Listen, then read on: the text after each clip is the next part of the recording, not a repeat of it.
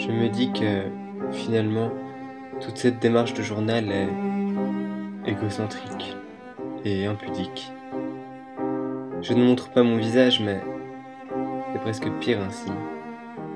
Il faut dire que notre monde demeure dénué de pudeur. La pudeur semble être un concept archaïque et démodé.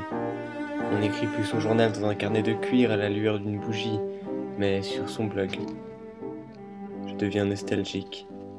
Au fond, je ne devrais pas me laisser émouvoir par ce vieux romantisme. En faisant ce journal, je me contente de suivre la mode, à ma façon. Et puis, comme on dit, il n'est rien de moins original que de le vouloir.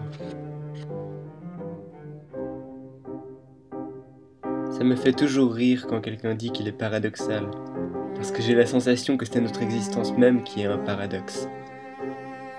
Mais moi, je ne suis pas un paradoxe.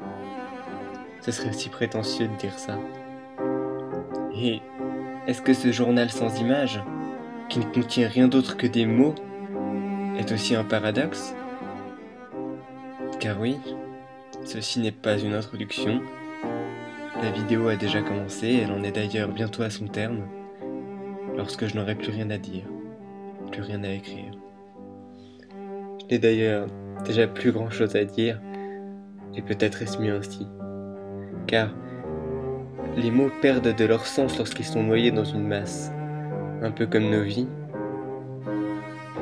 Tout est une question de proportion et de densité. L'ultime paradoxe est celui de la légèreté et de la pesanteur. C'est de celui-ci que je suis né.